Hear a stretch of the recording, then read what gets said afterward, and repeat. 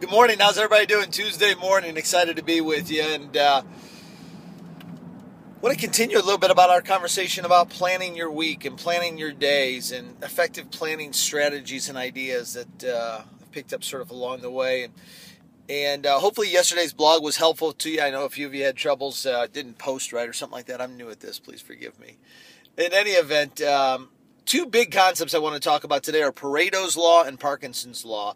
Pareto's Law, oftentimes, Pareto was a Greek, I believe he was Greek, philosopher, mathematician, et cetera, et cetera, et cetera. Pareto's Law is oftentimes referred to as the 80-20 rule.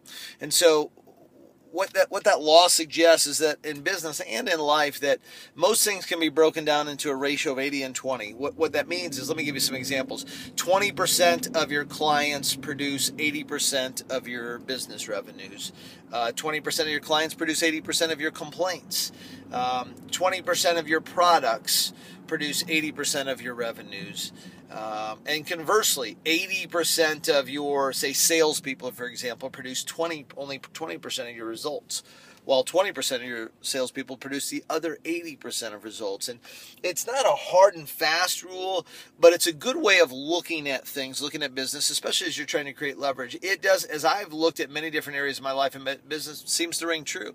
And so one of the keys to planning an effective week is getting leverage. And so yesterday we talked about the hour of power and taking a look at all the different categories in your life: your faith, your family, your finances, your health or fitness. And then for me, 3 or 4 or 5 different categories at work that are important to me. And then each Sunday night for an hour or two brainstorming, what are all the possible things that I can get done this week that would help me grow in this area, help me to achieve new goals in this area. So we look at all those things.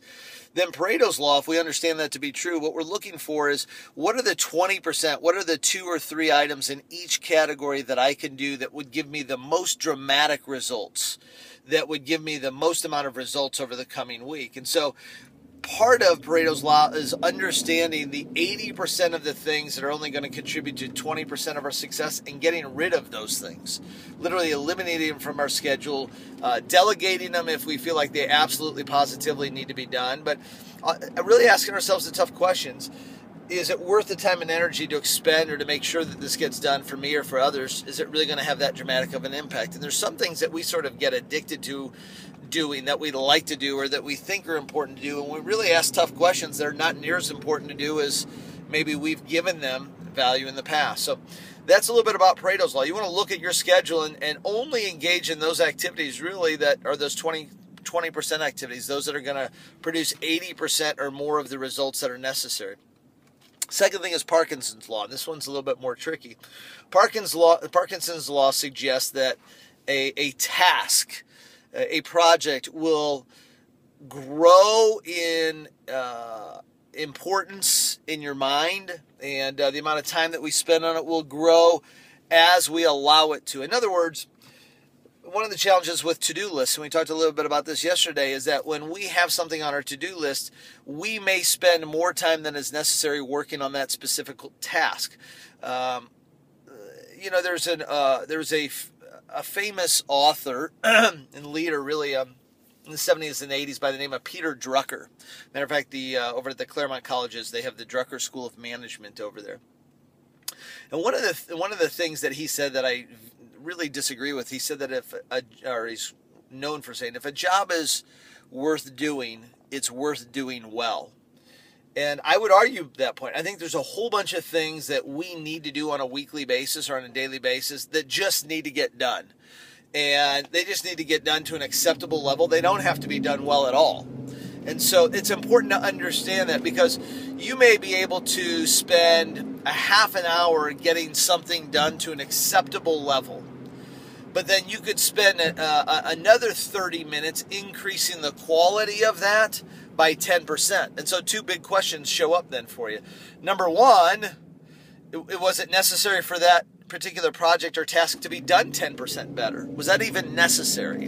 And number 2, was it worth doubling the amount of time that I just spent on that project or task to improve the quality by 10%. And see, if we begin to look at Parkinson's law in a whole bunch of the tasks and activities that we do, what we'll find is that we're spending more time than is necessary trying to get things done better than is necessary. Now, some of us joke about, well, I've got obsessive compulsive disorder, and things just have to be perfect. Things just have to be a certain way. But when you begin planning your week and scheduling time, one of the great benefits of scheduling time is not only scheduling a start time for things, but scheduling an end time for things, when you're going to finish them.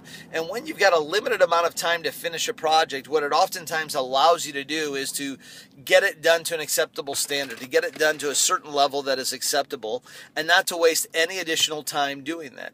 You begin over time to get better at planning and scheduling your week, because you begin to, in the beginning it's hard to do, in the beginning it's hard to follow the schedule, but you begin to get better at assessing how much time is necessary to get things done, and how much time do I need between scheduled activities to get things done. So my two big tips for today as it relates to planning and scheduling your week and really planning and scheduling your time is one, Pareto's law.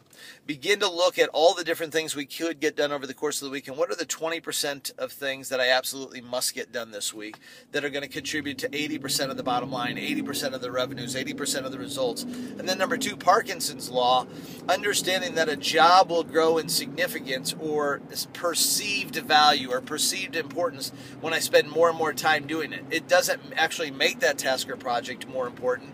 It just grows in perceived importance or perceived value. So Parkinson's law suggests that we give things a time limit when we put them into our schedule, and we don't give ourselves more time than is necessary. And we get the job done, not to the best job that we're capable, but to an acceptable level so that we can get all of the important things done. I hope that helps you to some degree. Look forward to sharing a couple more ideas with you tomorrow. Go out and have a great Tuesday, everybody.